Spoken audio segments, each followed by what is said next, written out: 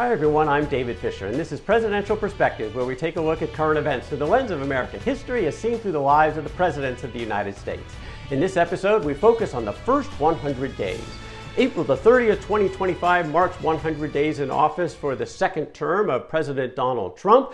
And there's people across the political spectrum intensely focusing on analyzing these first 100 days. And that's not what we're going to do here on this channel, because in this channel, we focus on the history of the 100-day mark. And for that, really, we focus on the person who invented the new concept, which was Franklin Roosevelt when he became president in 1933. My journey through the presidents thus far, studying Presidents George Washington through Dwight Eisenhower, with the exception of Roosevelt, you look at those first 100 days, they were all relatively quiet. Why? Because Congress typically wasn't around. This is the way it worked well into the early 20th century. New presidents would come along, they would take their oath of office on Inauguration Day, Congress would be there, they would sit, they would organize themselves, the Senate would then go into session, they would take up the nominations from the president for the cabinet, they would typically pass those within a day or two, and then they'd go home. They would go into recess and not come back for their first full session. The real legislative session would begin in December of that first year of a new president,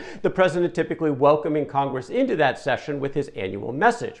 What would presidents do in the meantime? Well, they would ease into office. They would spend a lot of time focusing on patronage. In fact, weeks, even months at a time, figuring out who was going to get which job. They would also work with the Congress on a policy agenda, really gearing up for what was going to happen when Congress came back in December of that year. Now, occasionally, presidents would call Congress into special session at the beginning of their term. Ulysses Grant did this, William McKinley, William Taft. Typically, this was for a particular issue, oftentimes dealing with the economy, that they had to get solved kind of quickly. These sessions typically wouldn't last very long. None of it compared to what Roosevelt did in his special session beginning in 1933 in those first 100 days. Now, with FDR, he came into office, took over from Herbert Hoover in the middle of the Great Depression. The banking crisis was at its height. In fact, the economy was really teetering on the brink. So Roosevelt called Congress into special session immediately. It turned out to be the most productive, the most chaotic, and the most controversial first 100 days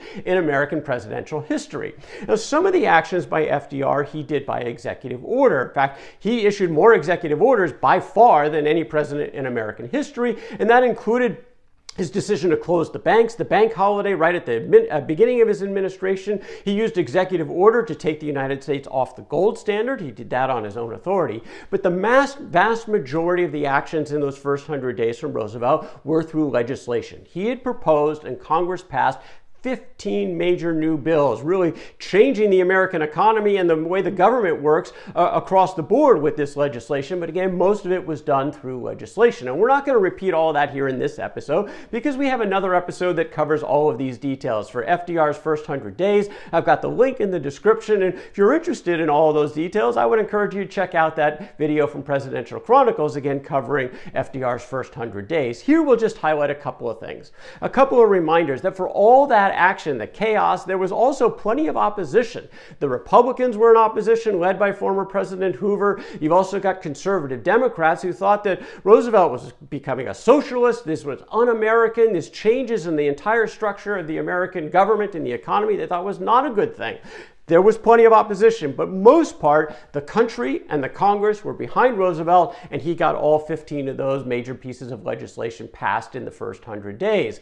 As for those 15, well, some of the things we have to remember, most of them determined to be unconstitutional. They acted pretty quickly to get this stuff installed. The Supreme Court came back and said most of it doesn't pass constitutional muster. A number of those laws were redone and did pass constitutional requirements, but certainly, again, not those that were passed in the first 100 days. The other thing to remember about the first 100 days, a lot of the relief-oriented legislation had mixed results throughout the 1930s, but the most long-lasting parts of the New Deal, the stuff like the Social Security Act, unemployment insurance, National Labor Relations Act, and other things along these lines, this did not occur in the first 100 days. It was more of what was called the Second New Deal, the long-lasting reform that really changed a lot of the way the structure of the government worked. did not come in the first 100 days. It came a little bit later in Roosevelt's first and second terms. Nevertheless, there's no question in terms of activity, controversy, transformational nature, nothing compares to what FDR did in his first 100 days. Now, I'm looking forward to checking out more of these 100-day milestones as I continue my journey through the American presidents, currently working on Volume 8 of Presidential Chronicles, The Cold War Intensifies, where I'm going to be looking at the lives of John Kennedy, Lyndon Johnson, Richard Nixon, and Gerald Ford. As for the first 100 days of Donald Trump, well, this is the 29th video of Presidential Perspectives in those 100 days, where we've looked at current events through the lens of American history and through the lives of the presidents, and I hope you've enjoyed these perspectives, but it's also time for me to announce I'm going to have to pause most of these efforts. Need time to focus on the books, and this has been a little bit of a challenge for me, so I'm going to really kind of step back from Presidential Perspective, not saying not going to every once in a while maybe come out with a new video based on whatever is happening in the current events in the current administration, but for the most part, I'm going to go back to really focusing on, at this point, John Kennedy and then the rest of those presidents for Volume 8, hoping to have that out sometime next year. Gives me an opportunity to thank you for all of your support. Sincerely, thank you for tuning into this channel, for your comments, for your feedback. Feel free to tell your friends about these episodes of Presidential Perspectives, and of course, more than 350 episodes still out there for the history of Presidents George Washington through Dwight Eisenhower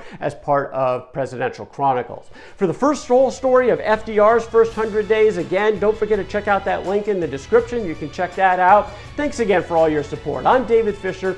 Until next time, sometime, I'll be back with more Presidential Chronicles.